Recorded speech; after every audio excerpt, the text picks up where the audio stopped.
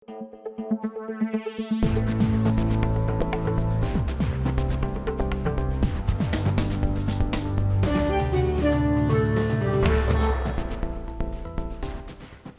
এখন জনপদে। পুরো আয়োজন জুড়ের সঙ্গে আছি আমি সুমাইয়া রাত্রি। মাগুরায় ৮ বছরের শিশু আসিয়াকে ধর্ষণের ঘটনায় স্বীকারোক্তিমূলক জবানবন্দি দিয়েছে প্রধান আসামি হিটু শেখ। বিকেলে মাগুরার সিনিয়র জুডিশিয়াল ম্যাজিস্ট্রেট আদালতে এই জবানবন্দি নেওয়া হয়। এর আগে সকাল 10টায় হিটু শেখকে আদালতে তোলা হয়। পরে ১৬৪ ধারায় জবানবন্দি নিয়ে তাকে কারাগারে পাঠানো হয়। গেল ৬ মার্চ বড় বোনের শ্বশুর বাড়িতে বেড়াতে গিয়ে ধর্ষণের শিকার হয় ৮ বছরের শিশু আসিয়া খাতুন। বিষয়টি জানাজানি হলে দেশব্যাপী শুরু হয় প্রতিবাদ ও বিক্ষোভ। ধর্ষণের পর গুরুতর অবস্থায় প্রায় ৮ দিন চিকিৎসাধীন ছিল শিশুটি।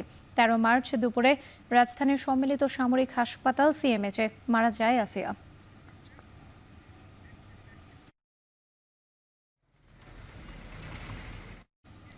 বিচারহীনতা ও ভারতীয় সাংস্কৃতিক আগ্রাসনে সমাজের নেতিবাচক প্রভাব পড়েছে বলে মন্তব্য করেছেন জামায়াতের আমির ডাক্তার শফিকুর রহমান। সকালে মাগুরার শ্রীপুরে সোনাইকুণ্ডিতে শিশু আসিয়ার আত্মার মাগফেরাত কামনা ও দোয়া মাহফিলে প্রধান অতিথির বক্তব্যে তিনি একথা বলেন। এর আগে ডাক্তার শফিকুর রহমান শিশু আসিয়ার কবর জিয়ারত করেন। অপরাধীদের দৃষ্টান্তমূলক শাস্তি না হওয়ার কারণে ধর্ষণের মতো অপরাধ বাড়বে বলে অভিযোগ করে তিনি বলেন, ইনসাফ ভিত্তিক রাষ্ট্র কাঠামো গঠন করা গেলে কমবে অপরাধ। পরে আসিয়ার পরিবারের সাথে সাক্ষাৎ করে আর্থিক সহায়তা সহ যে কোনো প্রয়োজনে পরিবারের পাশে থাকার আশ্বাস দেন তিনি।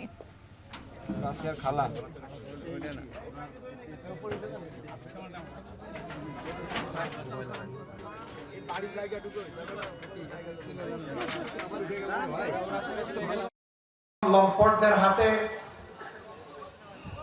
অনেক মা, অনেক বোন এবং অনেক মেয়ের জীবন তছনছ হয়ে গিয়েছে। যখন জনগণ কথা বলে তখন তাদেরকে গ্রেফতার করা হয়, কিন্তু এরপরে আর জনগণ কোনো বিচার দেখে না। এই বিচারহীনতার কারণে একটার পর একটা এই লাম্পট্য ঘটে যাচ্ছে। এবার নাটোর, বরগুনা, সুনামগঞ্জ ও জামালপুরে ধর্ষণ ও ধর্ষণ চেষ্টার অভিযোগ উঠেছে। এসব ঘটনায় 4 জনকে গ্রেপ্তার ও 1 জনকে আটক করেছে পুলিশ। এর মধ্যে নাটোরের বড়াই গ্রামে এক প্রতিবন্ধী শিশু ধর্ষণের শিকার হয়েছে। শুক্রবার রাতে উপজেলার মুসিন্দা এলাকায় এই ঘটনা ঘটে। পরে অভিযান চালিয়ে 2 যুবককে গ্রেপ্তার করে পুলিশ। জামালপুরের 13 বছরের মানসিক প্রতিবন্ধী শিশুকে ধর্ষণের অভিযোগ উঠেছে।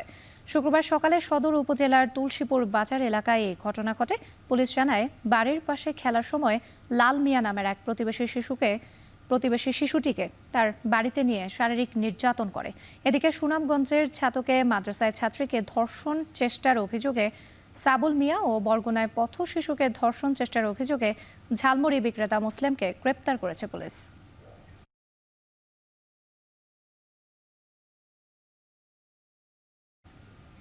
এখন জনপদে নিচ্ছি একটা বিরতি, ফিরছে একটু পর।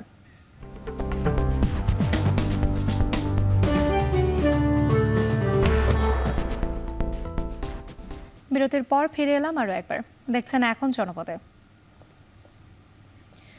গাজীপুর ও টাঙ্গাইলে সড়ক দুর্ঘটনায় 4 জন নিহত হয়েছেন। এই দুর্ঘটনায় পুলিশ কর্মকর্তা সহ আহত হয়েছেন অন্তত 7 জন। সকালে গাজীপুরের কালিয়াকৈরে ট্রাক ও সিএনজি চালিত অটোরিকশার মুখোমুখি সংঘর্ষ হয়। এতে 1 নারী সহ 3 জন নিহত হন। আহত হন 1 জন। পুলিশ জানায়, সকালে উপজেলার মাওনা ফুলবাড়ি আঞ্চলিক সড়কের নামাশুলাই এলাকায় ইটবাহী ট্রাকের সাথে অটোরিকশার সংঘর্ষ হয়। এতে অটোরিকশাটি দুমড়ে মুচড়ে যায়। এছাড়া টাঙ্গাইলের মির্জাপুরে মহাসড়কের উপর উল্টে যাওয়া ট্রাকের সাথে আরেক ট্রাকের ধাক্কায় 1 শ্রমিক নিহত হয়েছেন। এতে ঘটনাস্থলে থাকা গোড়াই হাইওয়ে থানার ওসি সহ 6 জন আহত হন। গেল রাত 3টার দিকে ঢাকা টাঙ্গাইল মহাসড়কের মির্জাপুর বাইপাস এলাকায় এই দুর্ঘটনা ঘটে।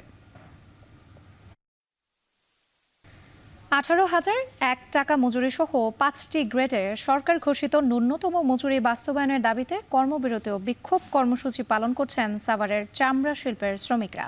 সকাল 8টা থেকে বেসিক চামড়া শিল্প নগরীর বিভিন্ন কারখানার সামনে অবস্থান নিয়ে ট্যানারি ওয়ার্কার্স ইউনিয়নের ব্যানারে এই কর্মবিরতি ও বিক্ষোভ মিছিল করেন চামড়া শ্রমিকরা।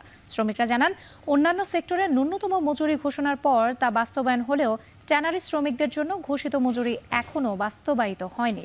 নানা বাহানায় মালিক পক্ষ শুধু সময় ক্ষেপণ করছেন।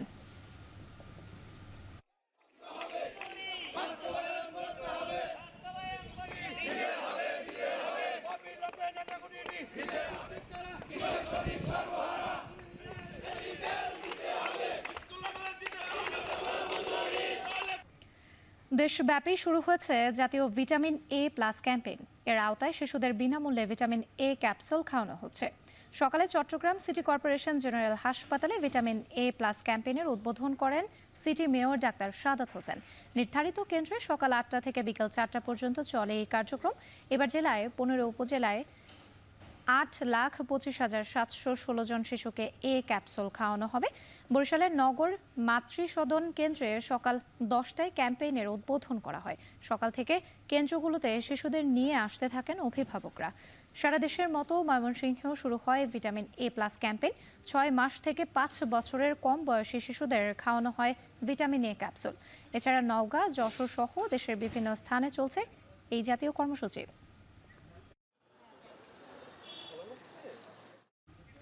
শেষ করছি এখন জনপদে। এখন টেলিভিশন ওয়েবসাইটে দেখতে ভিজিট করুন www.ekon.tv। এছাড়া ফেসবুকে দেখতে ভিজিট করুন facebook.com/tv.ekon এবং ইউটিউবে এখন টেলিভিশন দেখতে ভিজিট করুন youtube.com/c/ekontv।